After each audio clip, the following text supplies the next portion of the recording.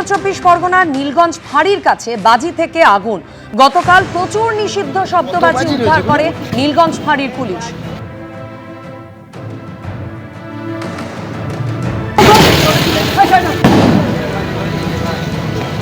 কত বাজি রয়েছে ওখানে?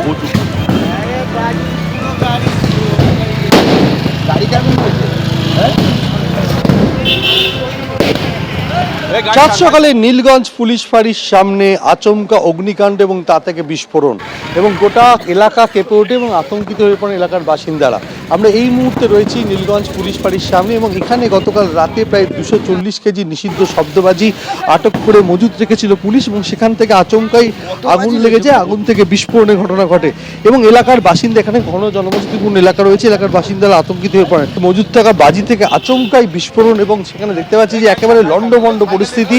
পুলিশ ফাঁড়ির যে ডেস্ক, সেই ডেস্কেও আগুন লেগে গেছিল এবং চেয়ার সেগুলো ক্ষতিগ্রস্ত হয়েছে, অর্থাৎ সামনে যা ছিল সব ক্ষতিগ্রস্ত হয়ে যায় এবং যে ফাঁড়ির যে বোর্ড, সেই বোর্ডটাও আমরা দেখতে পাচ্ছি, এই বোর্ড যে সেই বোর্ডটাও ক্ষতিগ্রস্ত হয়ে পড়ে এবং আচমকাই গোটা এলাকা ধোঁয়ায় ঢেকে যায় এবং বিকট শব্দতে থাকে বিস্ফোরণের এবং এখানে প্রচুর পরিমাণে শব্দবাজি, নিষিদ্ধ শব্দবাজি মজুদ ছিল। গতকাল সন্ধ্যায় নীলগঞ্জ পুলিশ ফাঁড়ির পক্ষ থেকে যেমন তল্লাশি চালানো হয়, সেরকম তল্লাশি চালাতে গিয়ে একজনের কাছ থেকে প্রায় 240 কেজি নিষিদ্ধ শব্দবাজি উদ্ধার করে পুলিশ এবং এখানে মজুদ রাখা ছিল।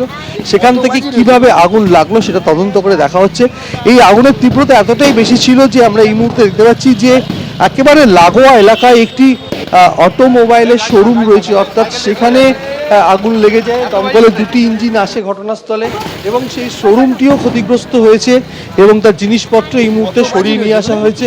রাখা যে বেশ কিছু স্কুটি এবং তাতে আগুন লেগে যায়, সেগুলোও ক্ষতিগ্রস্ত হয়েছে। আগুনের তীব্রতা এতটাই ছিল, একেবারে পুলিশ ফাঁড়ির সামনে এই শোরুমে আগুন ছড়িয়ে পড়ে এবং ছড়িয়ে পড়ার ফলে এই শোরুমটি ক্ষতিগ্রস্ত হয়েছে এবং তখন সেই সময় শোরুমটি বন্ধ ছিল। ঘটনার খবর পেয়ে ঘটনাস্থলে এসে পৌঁছয় দমকলের 2টি ইঞ্জিন এবং তারা এসে কিছুক্ষণের চেষ্টায় আগুন নিয়ন্ত্রণে আনে। তবে কিভাবে এই বিস্ফোরণ এবং আগুনের ঘটনা ঘটলো তদন্ত করে দেখছে পুলিশ।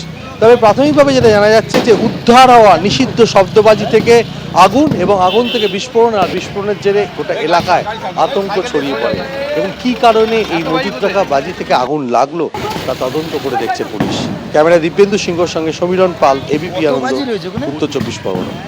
এমনি আগুন লেগে গেছে, এমনি থেকে আগুন লেগে গেছে। আমি এখানে দাঁড়িয়ে আছি, ওখানে টিঙের মধ্যে আগুন লেগে গেছে, দো করে জ্বলছিল। তারপর আমি সবাইকে ডাকছি, আগুন লেগে গেছে, আগুন লেগে গেছে। তারপর সব লোক বাইরে বেরিয়ে গেছে, গিয়ে আমরা সব ওইদিকে পালিয়ে গেছি। তার 10 মিনিট পরে ফাইটার গাড়ি এসে আগুন লিভিয়েছে। আওয়াজ হয়েছিল বলতে কি বাজি ফুটছিল, চরবার চরবার করে বাজি ফুটছিল। যখন আগুনটা লেগেছে ভয় লাগছিল যে চারিদিকে আগুন ছিটিয়ে গেছে, আগুন ধরে যায় না যায়। থেকে উঠে আমরা পালিয়ে যাই, বাচ্চা নিয়ে আমরা কি এখানে আগুনে মরবো না, পালাবো। আওয়াজ তো হবে, বোম ফাটলে তো আওয়াজ হবে। আগুন তো লেগেছে সকাল ওই 6টা নাগাদ। খবর পেয়েছি অনেকটা পরে। বাজি উদ্ধার করেছিল আমাদের এই পাশেই ফাঁড়ি রয়েছে, সেই বাজিগুলোই ওখানে রাখা ছিল। সেখান থেকে কিভাবে আগুনটা লেগেছে। অ্যাকাউন্টসের মূলত অনেক বেশি ক্ষতি হয়েছে, স্পেয়ার পার্টস, ল্যাপটপ, অনেক গেজেট। এবিপি আনন্দ, এগিয়ে থাকে, এগিয়ে রাখে।